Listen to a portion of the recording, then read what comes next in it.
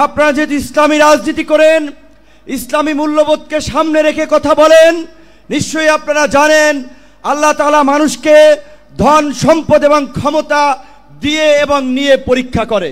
গত 16 বছরে আমাদের কাছ থেকে আল্লাহ তাআলা নিয়েছেন, আমাদের ধৈর্যের পরীক্ষা নিয়েছেন। আমরা সেই পরীক্ষায় উত্তীর্ণ হয়েছি বলেই আমাদেরকে এই রহমতের জুলাই উপহার দিয়েছিলেন। যেই জুলাইয়ে আমরা বাংলাদেশের মানুষের উপরে চেপে থাকা দৈত্য দানবের মতো 16 বছরের ফাঁসিবাদকে পরাজিত করেছি। কিন্তু আমরা ওই যে আপনার হাদিসে আছে, বিপদ কেটে গেলে মানুষ উৎফুল্ল হয়, অহংকারী হয়।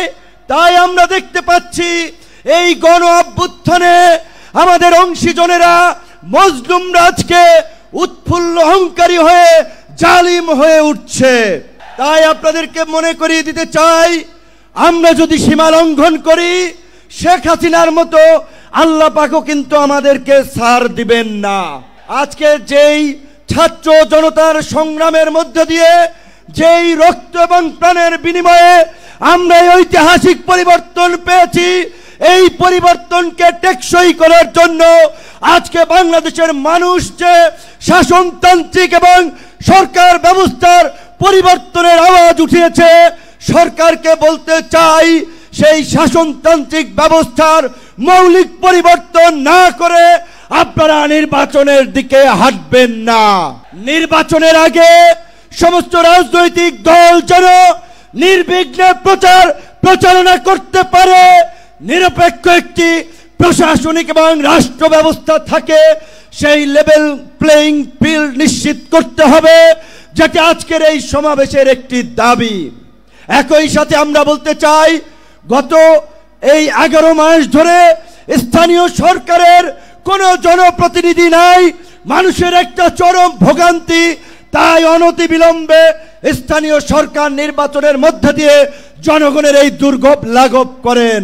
আমার ভাই, আমার সহকর্মী, সহযোদ্ধা বন্ধু জাহিদুল ইসলাম বলেছে, আমিও তার সাথে একাত্মতা পোষণ করে বলতে চাই। অনেকেই আমাকে ইয়ারকি করে বলে, ভাই ডাকসুর চাবি কি আপনি নিয়ে গেছেন নাকি? ডাকসু তো আর খোলে নাই আপনার পরে। তো আমি বলতে চাই, ডাকসু সহ সকল ছাত্র সংসদ নির্বাচনের মধ্য দিয়ে ছাত্র রাজনীতিতে একটি গুণগত পরিবর্তনের ধারা এই সরকারকে শুরু করতে হবে। একই সাথে আমাদের এই অঙ্গীকারের বিনিময়ে এই পরিবর্তনকে দীর্ঘস্থায়ী করার জন্য, এই জুলাইয়ের সুফল মানুষের কাছে পৌঁছে দেওয়ার জন্য ঐতিহাসিক যে জুলাই ঘোষণাপত্র এবং যে জুলাই সনদ, আমরা আশা করি সরকার সেটি এই জুলাই মাসে বাস্তবায়ন করবে।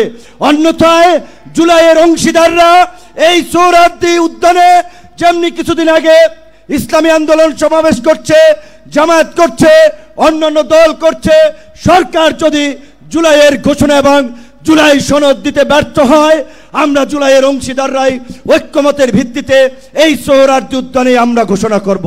ধন্যবাদ।